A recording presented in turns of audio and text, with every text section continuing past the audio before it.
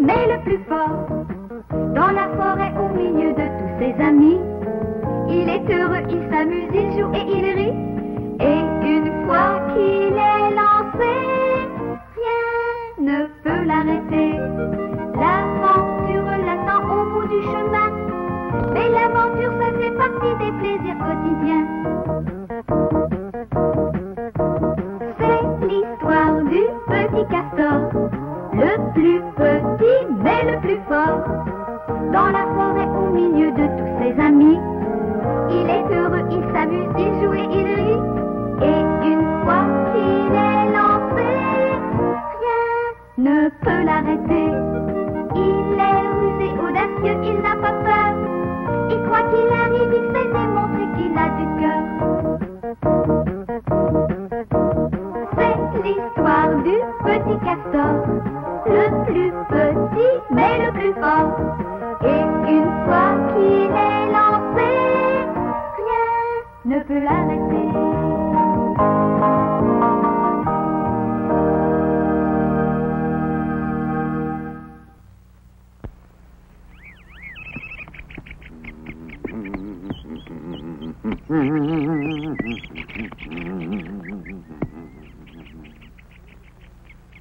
Ah, comme je me sens bien, rien ne pourrait m'empêcher de faire ma petite promenade matinale. Oh.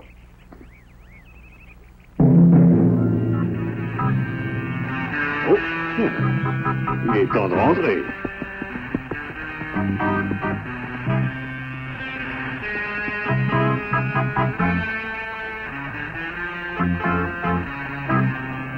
Oh.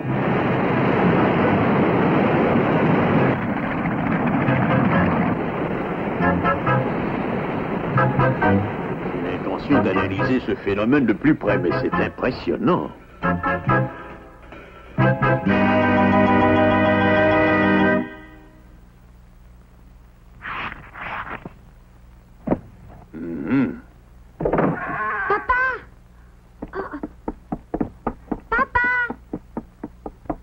Regarde. Regarde, j'ai rapporté plein de noix. Ça t'intéresse pas? Ah, c'est toi, Castor. Regarde toutes ces noix. Je n'ai pas le temps, je n'ai pas le temps. Nous verrons ça plus tard. Oh.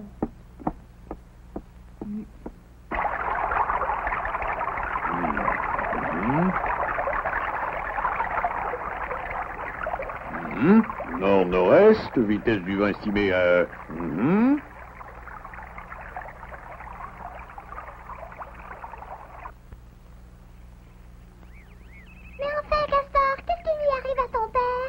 J'en sais rien. Il est allé en promenade il y a 5 jours et depuis il est bizarre, préoccupé. Il m'adresse à peine la parole. Ben, demande à ton père ce qui va pas. J'ai déjà demandé, Nounours, mais il répond qu'il ne peut rien dire pour l'instant. Papa n'est plus le même. Je commence à m'inquiéter. Tiens, Finot. J'ai entendu parler et à mon avis, ton père est devenu complètement fou. C'est toi qui es fou. Tu dis n'importe quoi, Finot. Le père de Castor étudie quelque chose de près et nous ne savons pas quoi. Moi, je vous dis qu'il a la tête fêlée. C'est interdit de parler comme ça de mon père. Ah, compris. Bon, ça va. Castor! L'heure est grave, mon fils. Va dire à tous nos amis de se rassembler à la Grande Clairière. T'as l'air bouleversé, papa. Je vais tout de suite à la Grande Clairière. Nous nous mettons à votre disposition, n'est-ce pas, Mimi? Bien sûr. J'y vais aussi. Suis-moi. Tiens, cette histoire n'est pas normale. Mais oui, il faut que j'en parle à Garou immédiatement.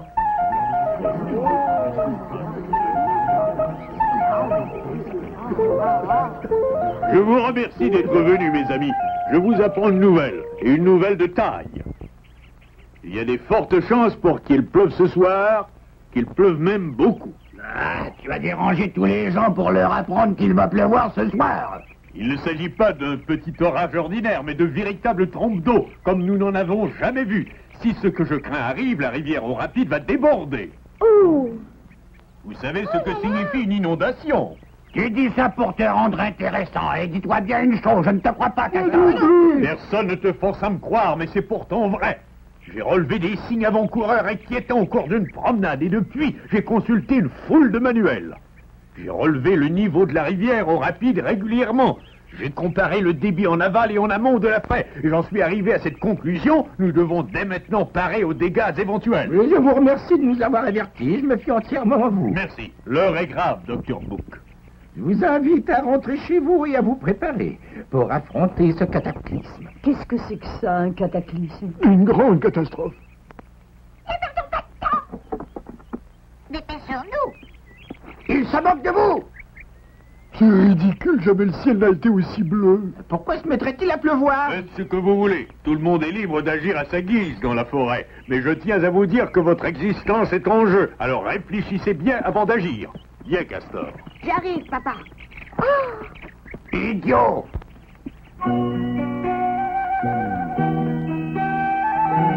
On me touche beaucoup, Castor, mais j'ai mis ma réputation en jeu en faisant cette prédiction. Ta réputation? Oui, mon garçon, j'ai longuement hésité avant d'annoncer cette triste nouvelle. La nature a toujours des réactions que l'on ne peut prévoir. Les plus grands spécialistes sont eux-mêmes à la merci d'un écart de la nature. Si la catastrophe ne se produit pas, je passerai pour un menteur. Tu en conviens? Oui. Pourquoi avez-vous pris le risque de ternir votre réputation? Parce que je veux épargner le plus de vie possible. Monsieur Castor a fait preuve d'honnêteté et de courage. S'il n'avait pas eu ces qualités-là, non seulement il n'aurait pas prévenu les autres, mais il ne nous aurait rien dit à nous. Vous avez peut-être raison. Bon, rentrons maintenant. Nous allons essayer d'établir un plan de bataille ensemble. Les autres sont prévenus, ils feront ce qu'ils voudront.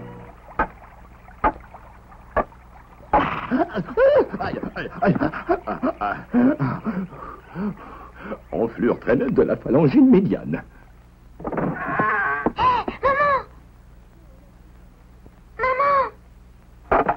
Oh, la pluie commence à tomber.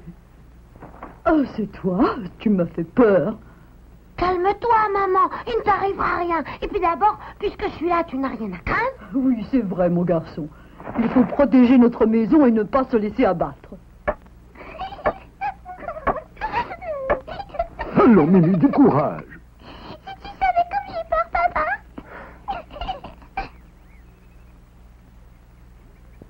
Je ne vois pas de pluie à l'horizon. Il va faire beau. Le père de Castor devra se traîner à nos genoux. Et demander pardon. Ce n'est pas assez. Il faudra lui infliger une punition sévère, n'est-ce pas, Garou? S'il ne plaît pas, nous l'obligerons à quitter la forêt. Excellente idée. Tout bien considéré, c'est la seule solution acceptable. Si j'ai bien compris, des digues doivent être établies de chaque côté de la rivière. Nous sommes les seuls en mesure d'exécuter ce travail. Allons-y. Il faut sauver notre belle forêt.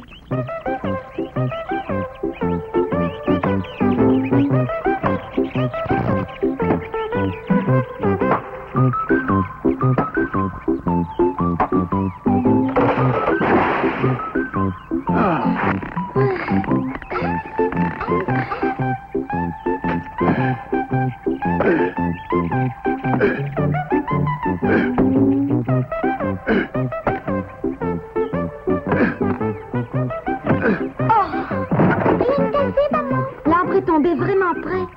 Commencez à les traîner jusqu'à la rivière. Bon, d'accord. Attention!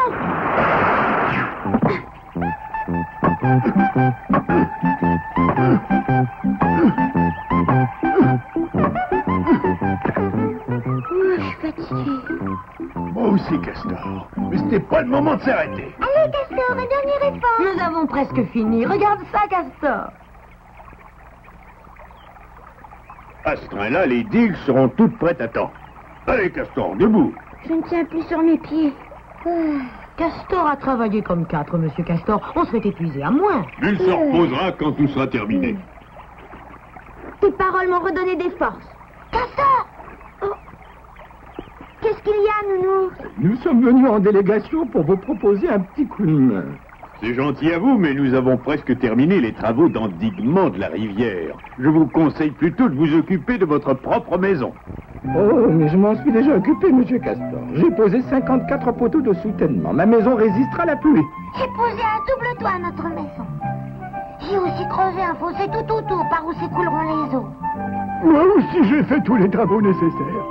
J'ai posé des planches sur les fenêtres et j'ai bouché toutes les fissures. J'ai même fait une erreur, j'ai posé des planches sur la porte d'entrée, mais quoi qu'il arrive, je suis prêt. Je suis très content de voir que tout est paré. À présent, nous disposons de temps pour vous aider à endiguer la rivière au rapide. Merci, Nounou. Ça t'arrangerait si nous allions chercher de la boue et des branches mortes? Oui. Allons-y. Mettons-nous au travail, mes amis. Je peux vous assurer qu'il ne pleuvra pas quand le temps est à l'humidité, mon corps au pied me fait mal. Tu n'as pas mal? Non. Mais au fait, où est ton Pacifino?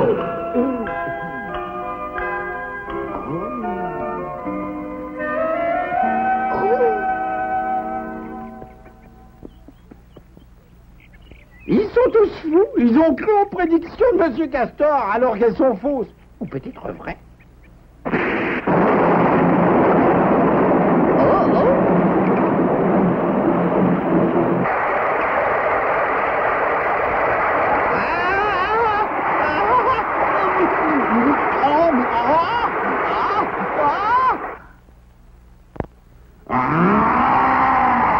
Espèce de triple idiot!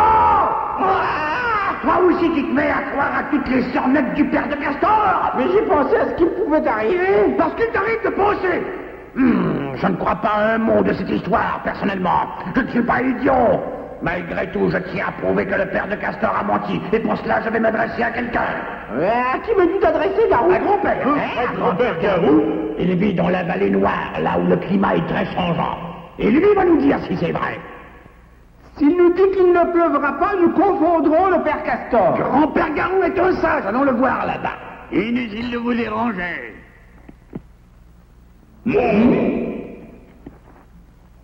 Grand-père Garou, que nous vaut l'honneur. J'ai entendu parler des prédictions de ce monsieur Castor.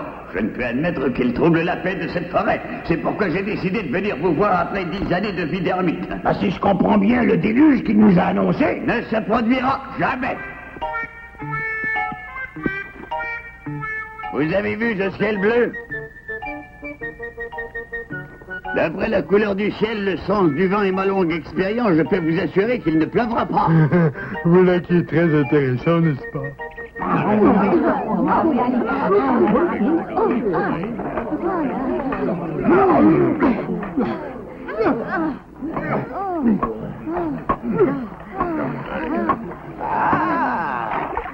J'ai vérifié les fondations, tout va bien. Excellent travail, mon petit Castor. Grand-père Garou! Tiens, c'est bizarre.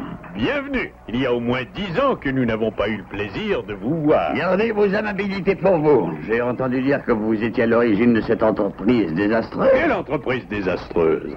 Celle-ci. Voilà ce que j'en fais. Toi, tu vas me le payer. Laisse-le tranquille, Castor. Ce n'est pas le moment de se battre. Regardez, l'eau monte. Il doit déjà pleuvoir en amont de la rivière. Notre digue peut être désastreuse pour ceux qui vivent en aval. Mais pour nous, elle est la seule sauvegarde. C'est vrai. Il faut nous comprendre. Il a raison. Nous devons continuer les travaux. Arrêtez! Vous perdez votre temps. D'après la couleur du ciel, le vent et ma longue expérience, il ne va pas pleuvoir. Alors comment se fait-il que le niveau de la rivière monte? Vas-tu te taire? Ce n'est qu'une manifestation naturelle. Les eaux d'une rivière peuvent baisser ou monter. Permettez, grand-père Garou. Je ne permets rien du tout. Que va-t-il se passer si le déluge que vous avez prédit ne se produit pas? Eh bien, c'est simple, je perdrai à tout jamais ma réputation d'honnêteté. Elle est perdue, il ne pleuvra pas. Ça, c'est vous qui le dites. Mais vous, que ferez-vous si jamais il se met à pleuvoir? Je ne remettrai plus les pieds à Clairefontaine. Nous sommes tous témoins de l'engagement que vous avez pris. Oui, je sais bien. Cela dit, le fait que votre honneur et votre réputation soient souillés ne me suffit pas. Si la pluie ne tombe pas, j'enverrai 100 loups affamés ravager votre forêt. 100 loups affamés? C'est affreux ce qu'il dit là. J'en donnerai à cette meute des loups de dévorer Monsieur Castor en premier lieu, mais ils dévoreront aussi ceux qui l'auront aidé. Vous savez ce qu'il vous reste à faire à partir de maintenant. Arrêtez de travailler. Ils ont vite compris, ceux-là. Tu m'excuseras, maman, mais je ne veux pas être dévorée. Arrête! Bon, eh bien, il ne nous reste plus qu'à vous quitter.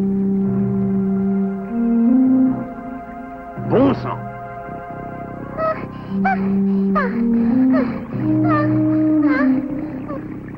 J'ai si peur des loups.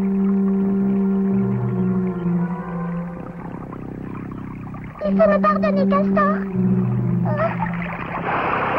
Il faut que j'aille prévenir Castor d'urgence. Je vais lâcher 100 loups, ils dévoreront tous ceux qui ont obéi à ce monsieur Castor et à son petit imbécile de fils. Qu'est-ce que je vais faire? Tu sais parler au fouet, grand-père Garou? Ils tremblaient tous devant vous. Tous des lâches, je préfère m'en aller. Tu pars déjà, grand-père? De mon temps, les choses ne se passaient pas comme ça. Les loups étaient les maîtres absolus de la forêt de Clairefontaine. À présent, tout le monde écoute un simple castor. Je vous souhaite bien du bonheur. Grand-père, reste encore un peu. Je vous donne un dernier conseil. Étant donné qu'il ne pleuvra pas, profitez-en pour affirmer votre autorité et chasser les castors qui humilient notre race, c'est compris? Compris. Au revoir, grand-père. Grâce à votre travail, nous pourrons parer à une crue de la rivière au rapide. Merci beaucoup. Je me demande où est passée Mimi. Elle a dû se cacher sous un lit à la maison, j'ai honte pour elle. Nous ne l'avons pourtant pas élevée comme ça. Il ne faut pas lui en vouloir. J'avoue que la menace de Garou me fait trembler. Vite, il y a une brèche dans la digue. C'est arrangé. Heureusement que t'étais là. Si tu nous avais pas prévenus, ça aurait pu déclencher une véritable catastrophe. Si longtemps ils étaient, mais j'ai retrouvé mon courage. Je n'ai plus peur maintenant, ni du déluge, ni même des loups. Je te félicite, ma petite Mimi. Tu es arrivée à surmonter ta peur. Je suis fier de toi à présent. Les travaux d'endiguement sont terminés, mais ce n'est pas tout. Il faut encore protéger nos maisons.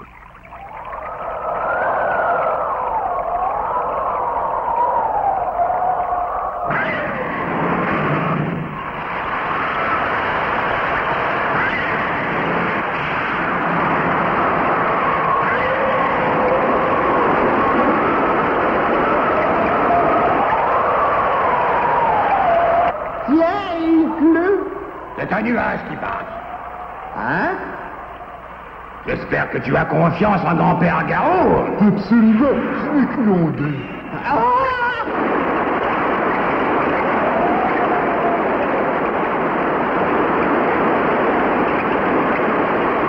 Tu avais malheureusement raison, papa.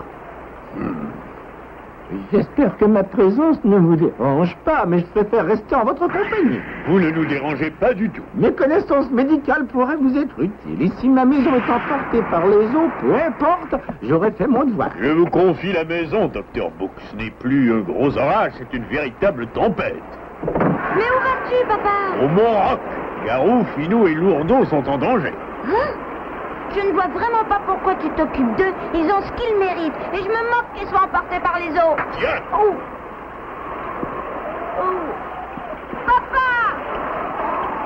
Tu n'as pas compris pourquoi ton père t'a giflé. Tu devrais y réfléchir un peu. Hein?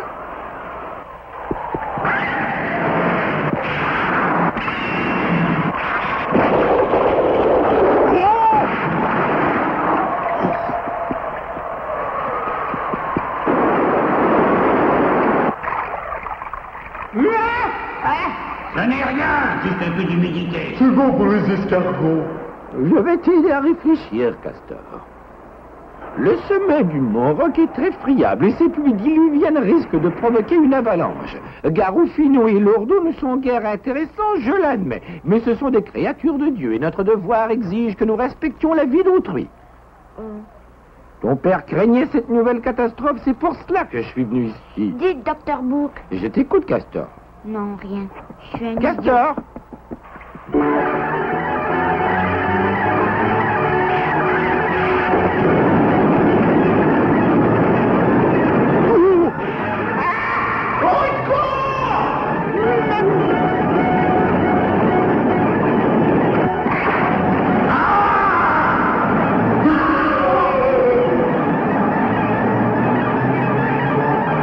L'eau s'engouffre dans la grotte.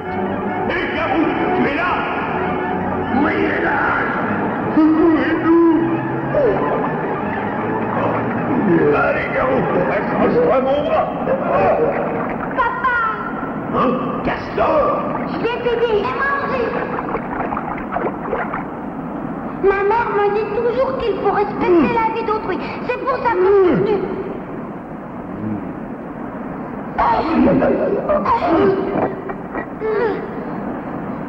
Merci, Père Castor.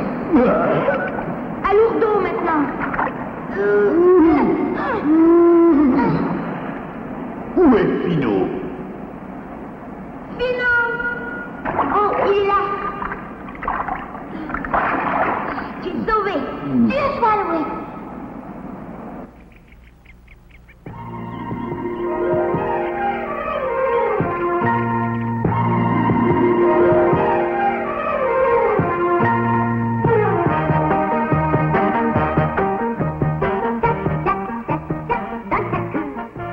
J'en viens à la conclusion que les canailles ont la peau dure.